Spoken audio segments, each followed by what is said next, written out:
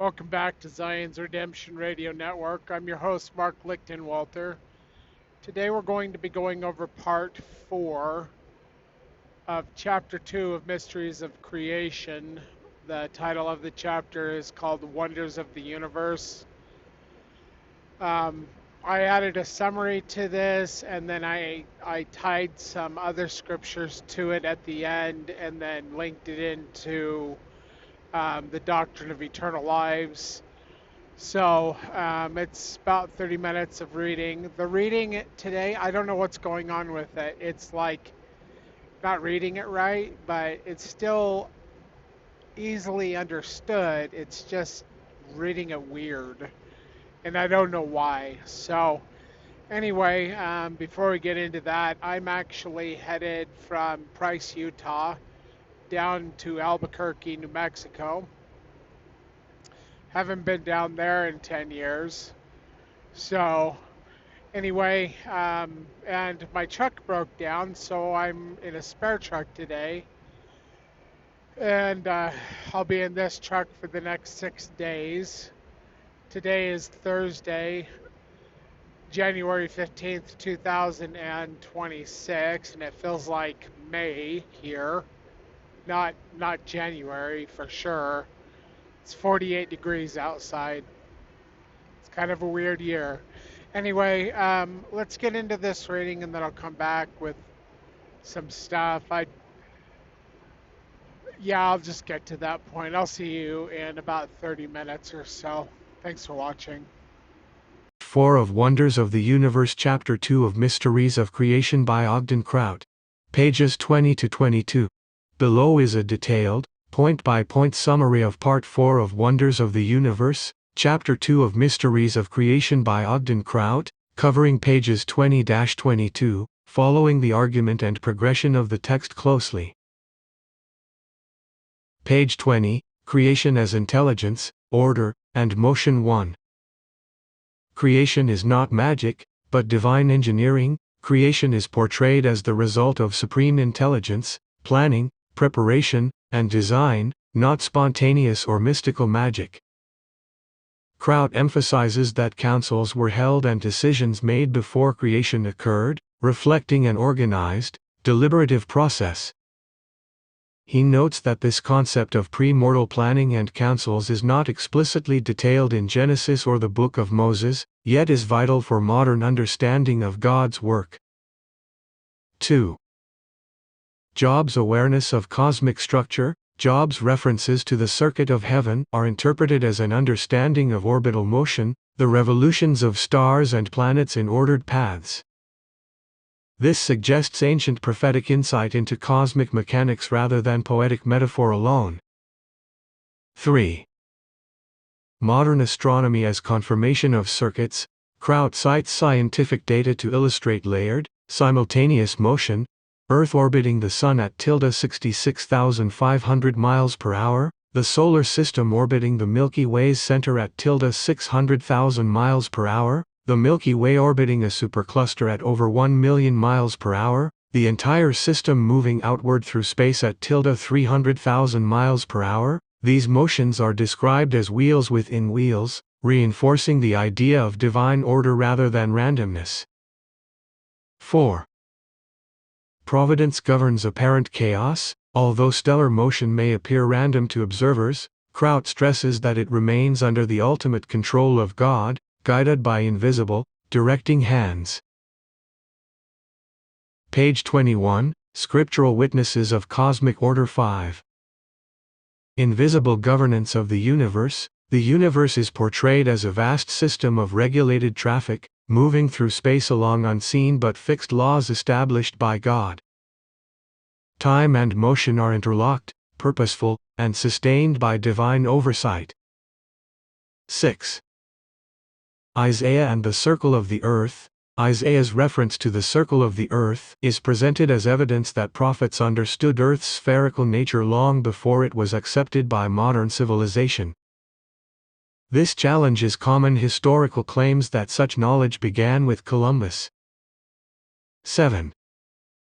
Moses shown multiple creations. Moses is described as being shown many worlds, not just Earth, indicating God's creations are without end. Revelation exceeds what is recorded in Scripture. This reinforces the LDS concept of an expansive, populated universe governed by God. 8. David's reverence for the Creator. David's psalms are used to demonstrate God creates by command, word, and breath. The heavens openly testify of God's righteousness and glory. God knows and names the stars individually. Humanity's smallness is contrasted with the immensity of creation, emphasizing humility before God. Page 22, Obedience of Creation versus Rebellion of Man. 9. Denial of God is irrational in light of creation. David's conclusion, "The fool hath said in his heart, there is no God," is framed as a logical outcome of contemplating the heavens. The vast order of the universe makes atheism appear willfully blind rather than intellectually neutral. 10. The earth is alive and obedient. Kraut teaches that the earth itself is a living entity, possessing a spirit and life force. Brigham Young is cited to support the idea that the earth breathes, internal waters and geological forces respond to divine law. This presents the planet as a conscious participant in God's creation, not an inert object. 11. The earth obeys God more fully than mankind. Hellemann's teachings are used to show that the earth and its elements respond instantly to God's commands. Mountains, dust, and land move as directed. Humanity, by contrast, often resists divine will despite greater intelligence. 12. Miracles as evidence of elemental obedience. Biblical miracles are presented not as violations of natural law, but as demonstrations of higher law, including the Red Sea parting, water flowing from rock, Christ walking on water, Christ calming storms. These events illustrate that the elements recognize and obey God's authority. Core themes of pages 20-22. Creation is planned, intelligent, and governed, not accidental. Ancient prophets possessed real knowledge of cosmic order. Modern science supports, rather than undermines, prophetic descriptions. The universe operates through obedient systems. While humanity often resists God, the earth itself is alive, responsive, and subject to divine command. Reading of pages 20-22. Page 20. Creation is portrayed not as an act of magic, but as the application of a supreme intelligence, truly a divine engineering. There was planning and preparation. Councils were held. Nothing like this is apparent from the Genesis or the Moses accounts. And nothing could be more important for modern man to understand. The Creation by Salisbury, page 83. Job also must have understood a great deal of the universe. Is not God in the height of heaven? And behold the height of the stars, how high they are. And thou sayest, how doth God know? Can he judge through the dark cloud? Thick clouds are a covering to him, that he seeth not, and he walketh in the circuit of heaven. Job chapter 22 verses 12-14. What did Job mean by speaking of the circuit of heaven? Undoubtedly, it was the circuits of the stars and planets, as they revolve in the heavens. For example, we know that the Earth orbits the Sun at 66,500 miles per hour, while the Sun and its system is circling the core of our galaxy, the Milky Way, at approximately 600,000 miles per hour, making one complete revolution in 200 million years. The Milky Way is, in turn, believed to be orbiting a supercluster of 2,500 nearby galaxies at something over 1 million miles per hour, while simultaneously moving outward through space at an estimated speed of over 300,000 miles per hour. The Footstool of God, by Rodney Turner, pages 3-4. Dr. Turner also explained, although the stars comprising a given galaxy appear to the astronomer to be in aimless, random motion, they are, nevertheless, under the ultimate control of an overruling providence. Pages 21. Invisible hands direct this stellar traffic down the trackless highways of galactic space. These bodies, with their planetary systems, constitute wheels within wheels of time and motion. The Footstool of God, by Rodney Turner, pages 3. Isaiah talked about the circle of the earth over 2,000 years before Columbus set sail, and the history books teach that Columbus discovered that the earth was round. It is he that sitteth upon the circle of the earth, and the inhabitants thereof are as grasshoppers. Isaiah chapter 40 verse 22. Moses was instructed by the Lord God, and shown many of his creations nearly 4,000 years ago, and God spake unto Moses, saying, Behold, I am the Lord God Almighty. And, Behold, thou art my son, wherefore look, and I will show thee the workmanship of mine hands, but not all, for my works are without end, and also my words, for they never cease. And it came to pass that Moses looked, and beheld the world upon which he was created. Moses chapter 1 verses 3, 4 and 8.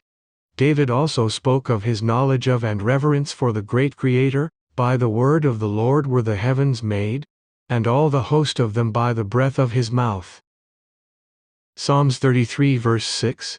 The heavens declare his righteousness, and all the people see his glory. Psalms chapter 97 verse 6. He telleth the number of the stars, he calleth them all by their names. Psalms chapter 147 verse 4. When I consider thy heavens, the work of thy fingers, the moon and the stars, which thou hast ordained, what is man, that thou art mindful of him? And the Son of Man, that thou visitest him? Psalms chapter 8 verses 3 and 4. Page 22. With such an understanding of the earth, the sun and the stars, David concluded, The fool hath said in his heart, There is no God. Psalms chapter 14 verse 1. Like the plants, fowl, fish, and other animal life, the earth has life in itself and is obedient to the commands of its Creator. Brigham Young said, And there is a spirit in the earth. I am inclined at this stage of my remarks to expose my ignorance. I am not aware that any of the philosophers, or astronomers, have told you that the earth is a living creature and breathes as much as you and I do. It is the life in the earth that forces the internal waters to the summits of some of the highest mountains, which often gush out foaming lakes and springs. Teachings of Brigham Young, Volume 3, page 241. Helaman stated that the earth is more obedient to God than is man. Oh, how great is the nothingness of the children of men! Yea, even they are less than the dust of the earth. For behold, the dust of the earth moveth hither and thither, to the dividing asunder, at the command of our great and everlasting God. Yea, behold, at his voice do the hills and the mountains tremble and quake. Yea, and if he say unto the earth, Move, it is moved. Helaman chapter 12 verses 7 to 9 and 13.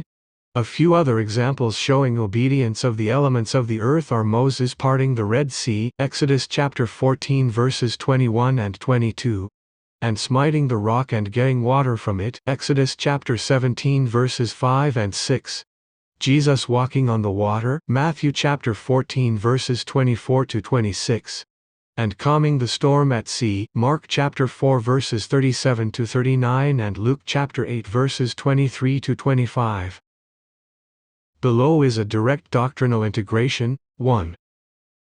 Ties Kraut's pages 20-22 explicitly to Doctrine and Covenants 88, 93, and 130. 2. Integrates those revelations into the doctrine of eternal lives/multiple mortal probations. 3. Keeps the reasoning scriptural, LDS internal, and cumulative, not speculative. I will move section by section, so this can later be dropped directly into a chapter or pamphlet. Doctrine and Covenants 88, Living Creation, Obedience, and Law. Doctrine and Covenants 88 is the keystone revelation behind Kraut's argument. 1. Creation is alive because it is filled with divine power. D&C 88, 6-13 teaches that Christ's light is in the sun, moon, and stars, gives life to all things, is the law by which all things are governed. This explains Kraut's insistence that stellar motion is not random, invisible hands guide galaxies, the universe operates as wheels within wheels. In LDS doctrine, law is not abstract, it is the presence of divine intelligence acting upon matter. Thus, stars obey because they are quickened, planets move because they are commanded, creation functions because it is alive. This directly supports Brigham Young's teaching that the earth has a spirit and breathes. 2. Obedience determines glory. D&C 88, 34-38 teaches, that which is governed by law is also preserved by law and perfected and sanctified by the same. Every kingdom abides a law, receives a glory, is preserved by obedience. This explains Hellemann's statement, the earth obeys God more fully than man. The earth keeps celestial law, right arrow will become celestial man, breaks law, right arrow must be taught again. This is the doctrinal bridge to multiple mortal probations. 3. High the earth moves and man must return. Creation does not need repentance because it never rebelled. Man does. Therefore, creation progresses through obedience, man progresses through experience, correction, and return. This establishes the necessity of additional probations, not as punishment, but as education. 2. Doctrine and Covenants 93, Intelligence, Eternal Identity, and Progression. If D&C 88 explains how creation functions, D&C 93 explains why man must return. 4. Intelligence is eternal and uncreated. D&C 93, 29-30 teaches, man was also in the beginning with God. Intelligence, or the light of truth, was not created or made, neither indeed can be. This means, spirits are not created once, identity precedes embodiment, existence is ongoing. Thus, mortality is not an endpoint, it is a phase. 5. Ruth is known through experience. D&C 93, 36-39 teaches, light increases through obedience, light is lost through disobedience. Adam's fall did not destroy intelligence, it reduced light. The remedy for lost light is not annihilation, but additional instruction. Instruction requires embodiment, choice, consequence, repetition. His is the doctrinal foundation for eternal lives. 6. C8. Rist's progression is the pattern. D&C 93, 12-14 teaches that Christ did not receive fullness at first, progressed grace for grace, eventually received a fullness. His is critical. If Christ himself progressed, then progression is not optional, it is structural. Multiple mortal probations follow the same logic. Growth occurs incrementally, light is accumulated over time, fullness is attained through stages. 3. Doctrine and Covenants 130, Law, Embodiment, and Advancement. D&C 130 anchors eternal progression in physical reality. 7. Knowledge is carried forward. D&C 130, 18-19 teaches, whatever principle of intelligence we attain unto in this life, it will rise with us in the resurrection. His is incompatible with one-chance mortality, static salvation, finality after a single life. Instead, it implies continuity of learning, retained progression, ongoing advancement. What is retained must be used again. 8. Atonement is required for advancement. D&C 130, 22 teaches, the Father and Son have bodies, embodiment is not temporary, it is essential. If embodiment is required, and progression is eternal, then embodiment must be repeated until fullness is achieved. Th. is aligns with worlds without number, Moses 1, Christ's progression, creation's obedience, earth's sanctification. IV. Int. Igrading Kraut's text into eternal lives / multiple moral probations. No. We bring it together. 9. Creation does not repeat, man does. Kr. Ott shows that creation obeys perfectly, law governs motion, order is preserved. Ma. N, however, rebels, forgets, loses light. Th. Therefore, creation progresses linearly, man progresses cyclically. Ch. Probation restores light lost previously. 10. What? Wheels within wheels, applied to souls. Th. Same pattern governing galaxies governs spiritual development, orbit right arrow return, cycle right arrow increase, law right arrow glory. Multiple mortal probations are not chaos, they are orbits of refinement. Ch. Life applies law, gains intelligence, moves closer to fullness. 11. The earth as the model for exaltation. Th. Earth was created, fell, suffers, will be renewed, will become celestial. Ma. And follows the same path. Thus, the doctrine of eternal lives is not an anomaly, it is the human application of cosmic law. V. Doctrinal summary, clean and direct. D and C 88 teaches that creation is alive, obedient, and governed by divine law. D and C 93 teaches that intelligence is eternal and increases through experience. D and C 130 teaches that knowledge and embodiment are carried forward. Together, they demand a model where progression is real, learning is cumulative, mortality is instructional, additional probations are necessary, eternal lives are coherent, lawful, and just.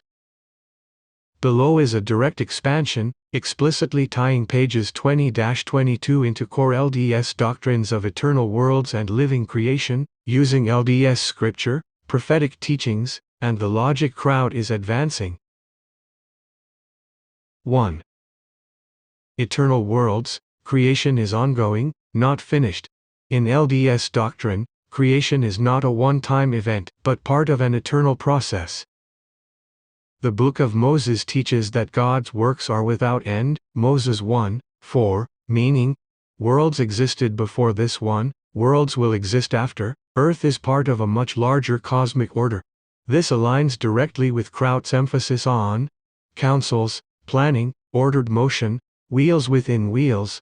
In LDS theology, creation happens within eternal law, not by arbitrary fiat. God does not suspend law, He commands through higher law. This explains why prophets, Job, Moses, David, speak comfortably of orbits, circuits, numbered stars, named creations. These are not poetic flourishes, they reflect revealed cosmology. 2. Living creation, the earth has spirit and obedience. One of the most distinct LDS teachings, reflected strongly in Kraut's text, is that creation itself is alive. Brigham Young's teaching. Brigham Young taught that the earth has a spirit, it breathes, its internal forces respond to divine command. This matches LDS scripture, which teaches all things are created spiritually before physically. D and C 29:31-32. All things are quickened by divine power. D and C 88:7-13. The earth is therefore a living entity, obedient to God, part of God's family of creations. Kraut is reinforcing a deeply LDS concept: matter is not dead. 3. Obedience of the elements versus rebellion of man.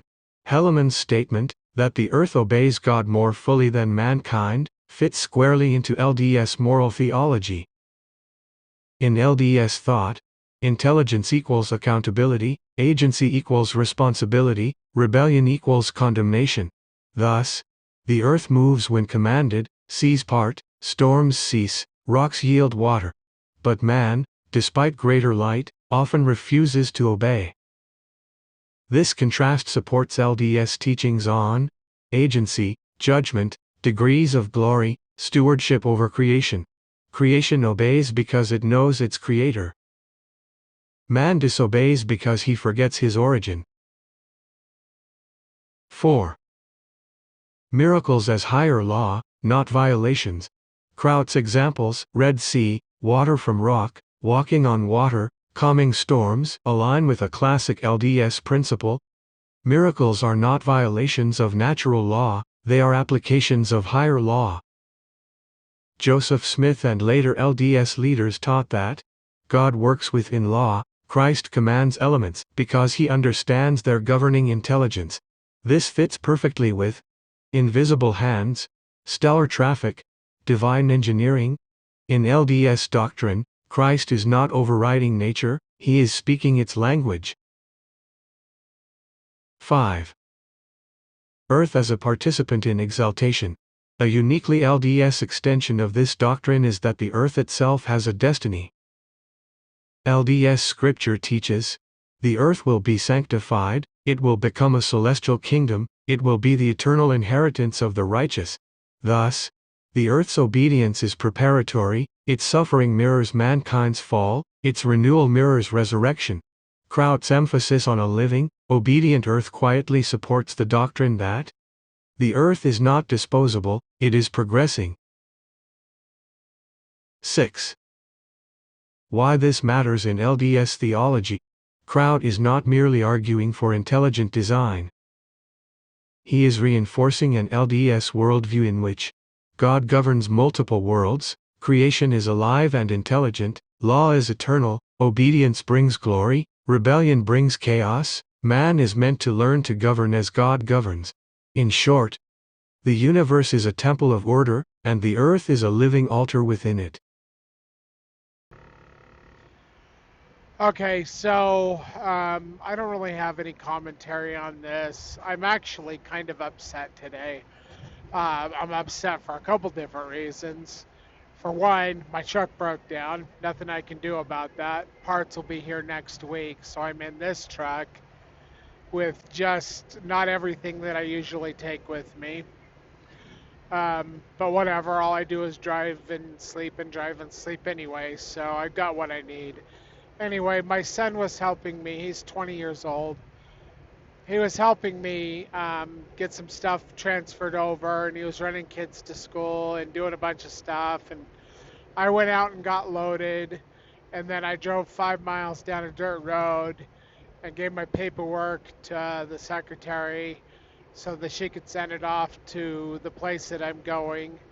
And then I found out that the batch number for the load that I was doing was wrong because the guy at the plant forgot to switch it back over after another company was loading.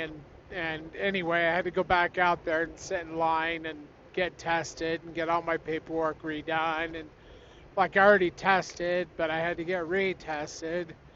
Anyway, so, and then the truck was filthy, dirty, covered in mud because we drive on a dirt road. And this truck is a spare truck, and this trailer, I guess it's going to be mine now, but it was also covered in mud, so I washed that off. Got all my stuff ready to go in the back and all the stuff. And I was going to have my son go pick me up some food. And as he was leaving the place where we all park our trucks, the office, he drove our brand new car that we've had for 5 days into the ditch and into the side of a cattle guard and destroyed the front of the car. I don't even know how he did that. He was going he should have been going 10 because that's the speed limit on that road that goes out, but I don't know what he was doing. I'm pretty sure he was playing on his phone or just screwing around or whatever. But anyway, so I'm upset about that because we just bought the car. We don't even have the plates for it yet. 5 days old. You know, had 100 and something miles on it when we bought it. It's like a car truck type of thing. It's a truck, but it's got like a front seat and a back seat so my wife can take the kids to school, and then it's got a truck bed. Anyway, it I don't think that they're that pretty, but I like it, and it serves our purposes. And it's also a Hyundai, so we wanted that warranty on it, which doesn't cover my son running it into the cattle guard into a ditch. Anyway, so we're pretty much just done with this kid. Like, I know I'm complaining, so I'm just going to complain. He's 20 years old. He skipped a grade, graduated early. He has been tested, and he's like in the top 1% of the most intelligent people in the country.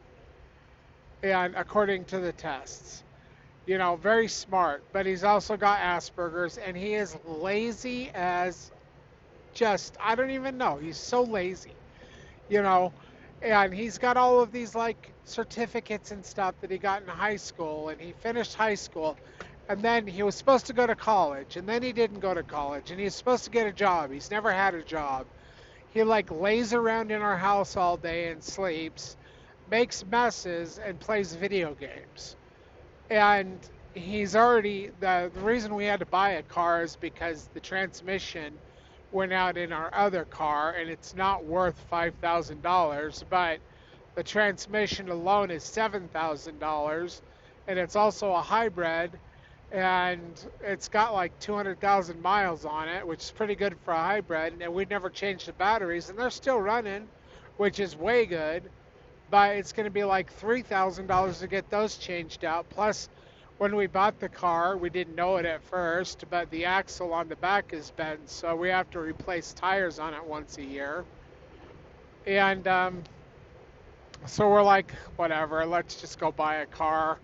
Like, we can't afford to fix all this stuff. I've got really good credit, you know, and really good history of payment and everything. So we went and bought a car, and then he just wrecks it.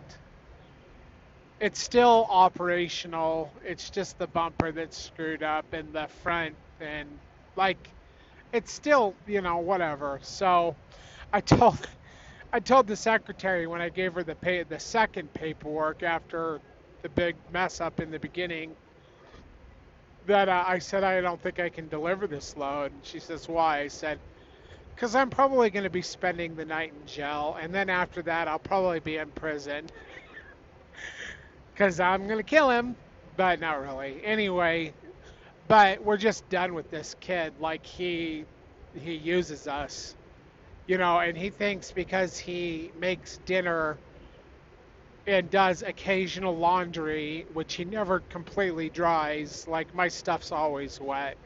Like, it's still damp when he gives it to me. Like, I give him a bag of clothes, the stuff that I bring home once a week in my truck, and I say, can you please wash this for me? I want it done by the end of the day so I can get it ready to go. And then 34 hours later, you know, when I'm going back to work, oh, it's still drying. And it's like, I do laundry every day. And it's like, you're so full of crap. Like, he just lies all the time, you know, and he screwed up the bumper on the other car, you know, and I'm pretty sure he did it by running into one of those curb stop things, or maybe the sidewalk in a parking lot or something. He just pulled forward too far, and I was like, well, whatever. But he's all paid for it, and I'm like, what? With what money, Emmett? You do nothing. You won't get a job. You won't go to school. Well, I'm doing. And he always tells us whatever we want to hear, so that we can, you know, I guess think that he's gonna do something. But let's see. It'll be 3 years since he's graduated high school in in May, I think. I think it's May. And he had two scholarships, full ride scholarships. One at the University of Utah in Price, and another school out in Uinta County. Full ride, full ride, and like what do you call it? Like room and board, because he's got Asperger's. He has these grants, but also because of his academic um, whatever he's gotten these scholarships, and he just refuses to do anything. He wants to sit in our house, and he lived in our basement for like literally a year. There's no heat down there, you know, but playing video games, making messes, not cleaning anything up, and then he says, "Well, I made dinner," which always happens at like 8 or 9 o'clock at night when he's had all day to make it, and we're all trying to go to bed, you know, and he's like 350 pounds, you know, so he doesn't do anything. I'm sorry, I'm just ranting. I'm just really upset right now, and like this is a really good chapter. Like before all this stuff happened, I'd spent a lot of time adding these details to the beginning, before the reading and after the reading, to try to, help edify people and like add more to what's going on. And I had things I wanted to say. Now I can't even think about what I was even thinking about because I'm just so irritated and upset, you know. And then I got the lawyer today call me and he's all, uh, so we can start on your case as soon as you make your first payment. And I'm like, I've already made my first payment. You guys took it out of my account. And that's $1,500 plus $600 a month until we reach like $6,500 if he can get it dismissed, or 12,500 or something like that if we have to go to jury, all because I felt like I was in danger and I stopped my vehicle, and they call that reckless driving, and they give me a Class A misdemeanor when in the statute it says that in order to have a Class A misdemeanor for reckless driving, it has to be enhanceable, and enhanceable, according to the statute, means that you have to be charged with more than one thing. And they didn't even give me a ticket to begin with. You know, I didn't get a ticket. I wrote a statement because the guy hit my other vehicle, and then the DA sees it and decides, oh, I'm going to charge this guy because he and his 5 kids were all in the vehicle in imminent danger. And so he decided to stop, and the guy went around him.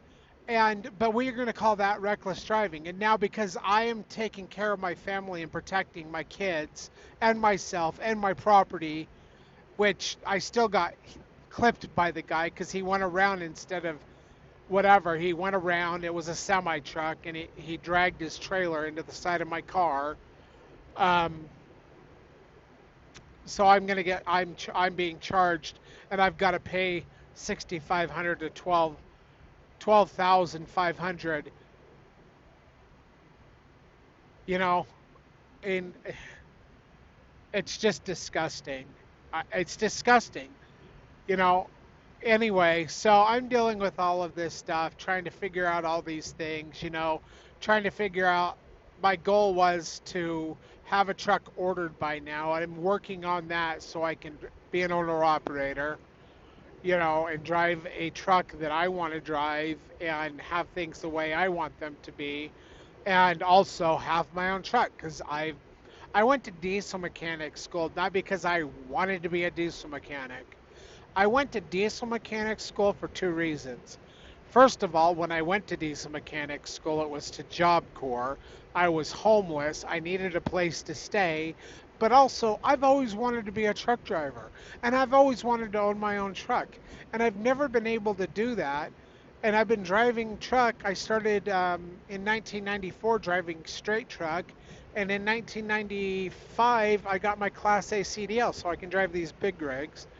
And then that was intrastate. And then as soon as I turned 21 after my mission, I could drive interstate, and like I've always wanted my own truck, you know, and I'm finally in the place where I can probably do that, and I'm trying to figure it out. But I've got all these other things too so I don't even know. Anyway, my life's not bad, but my wife's really upset about the car, of course, and then she's also upset because we used the truck. I don't even want to call it a truck. It's like a car with a truck bed on the back, like an El Camino, but not as cool. It's called a Santa Cruz from Hyundai. Anyway, but I like it. It's comfortable. It's nice. Like I enjoy it. But but I can't afford a truck unless I buy a used one. And yeah, I don't know. So I just wanted something. So we have a Palisade, and my wife's put 58, or I think 50, no, 52,000 miles on it, and it'll be 3 years old. No, 2 years old this May, because she can't stay home. She's got to go running all the time and doing all the things. And I don't blame her, because, like, her husband before me, he, like, boarded up the windows and locked the doors and, like, used to beat the whole living crap out of her and, like, wouldn't give her her clothing, made her stay naked with the kids. Like, he'd, like, break glass on the floor so she couldn't walk. Like, did I mention he boarded up one of the doors and all of the windows, so there was only one way to get in and out of the house, which was the side door? And then finally she was able to escape, and they brought charges against him.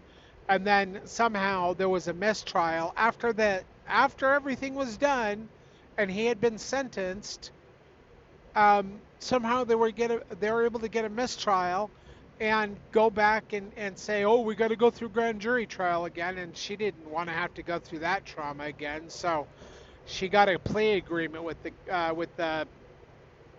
or he got a plea agreement, which he violated, and they said if he violated it, he'd have to go back to prison for what his original sentence was, and he agreed to it, and then he violated it, and he didn't go to prison for that. He went to prison for something else, because he did the same thing to another person, and he got even more cruel and even more worse.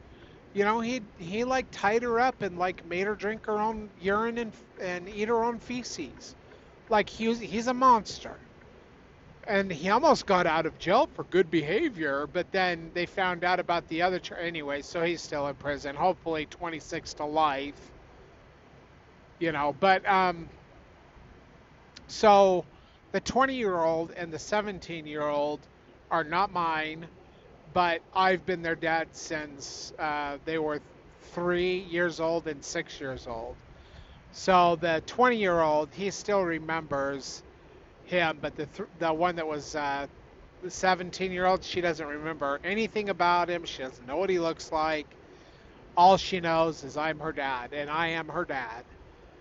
And I love him, and I would love him, like, no matter what. I love him, but I think I would still be upset about how lazy they both are, Like the 17-year-old got expelled from school, and so she's been home for like 3 months, and she was supposed to go back to school in January, and she still hasn't done that.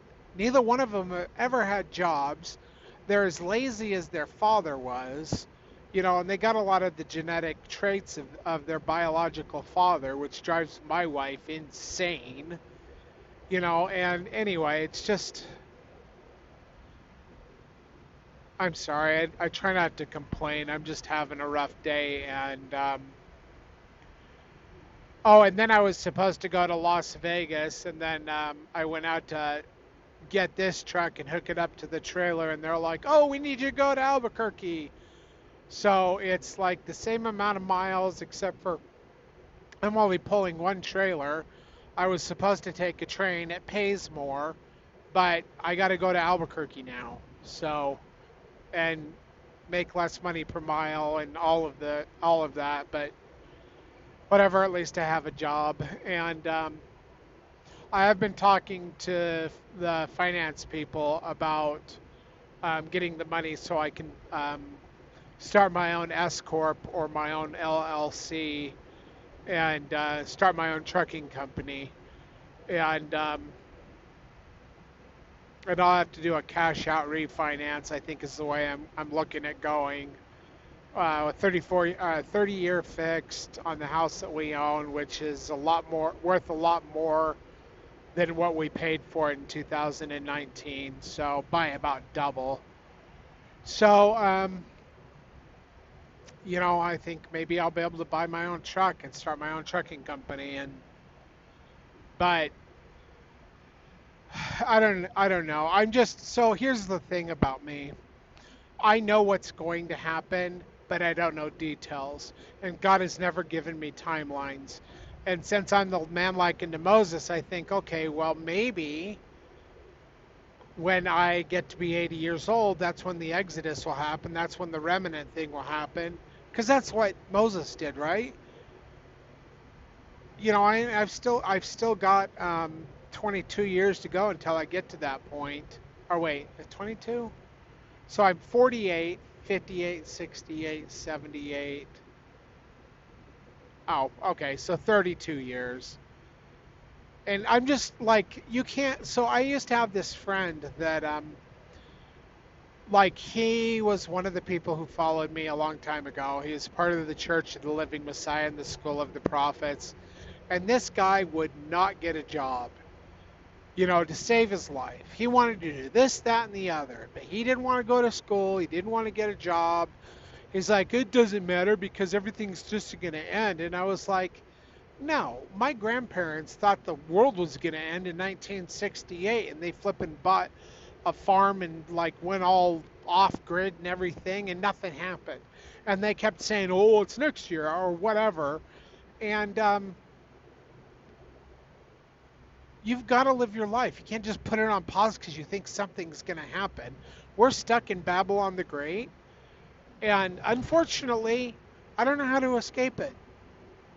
We're going to come out of it in poverty, according to what God has told me.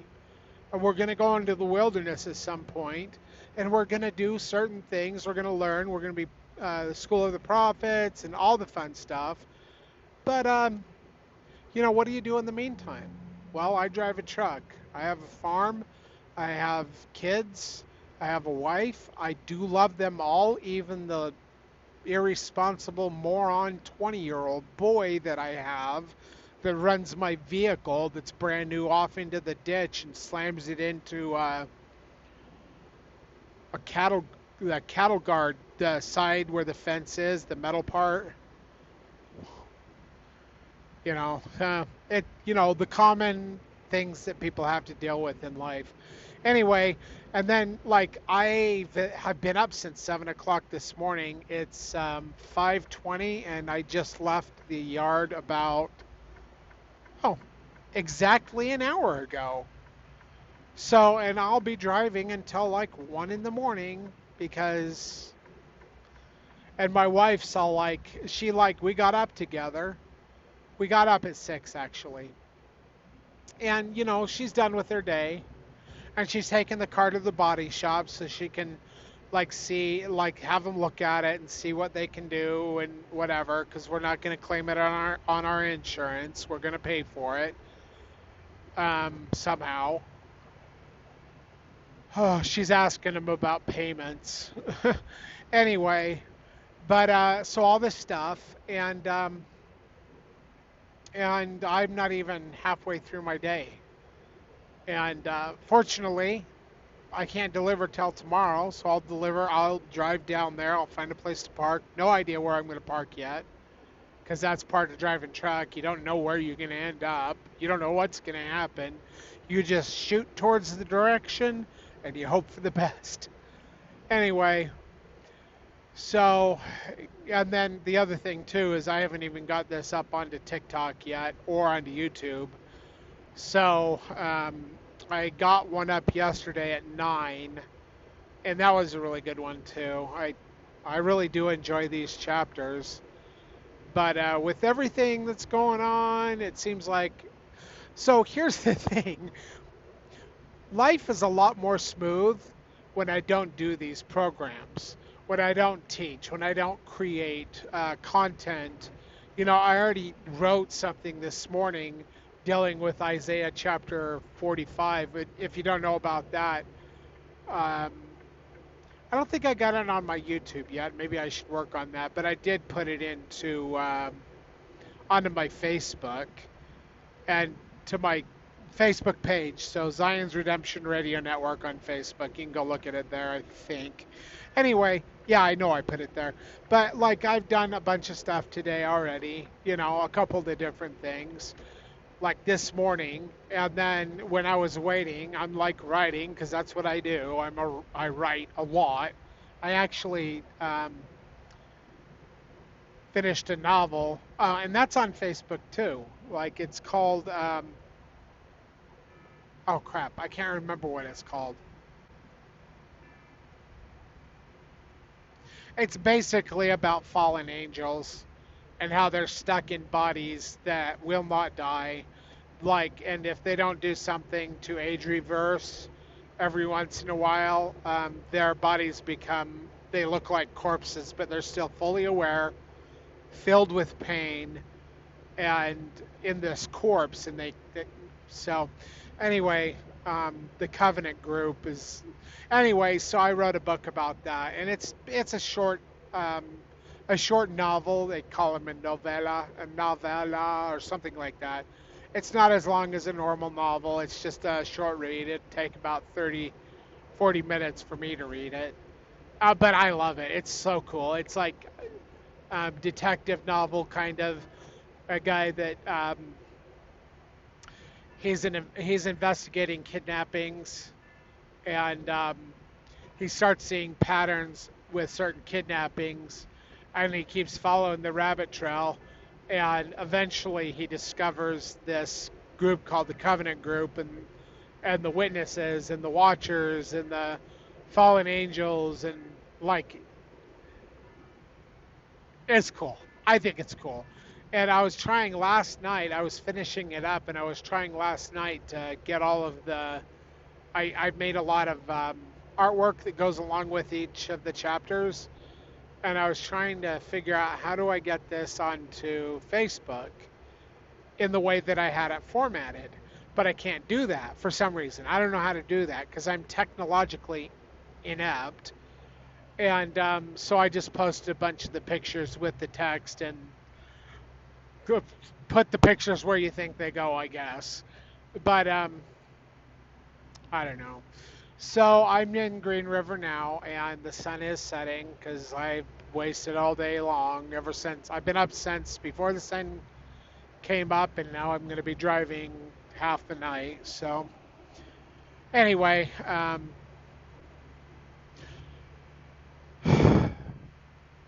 if you've made it this far, thanks for listening to my rant. There's nothing anybody can do other than pray for me.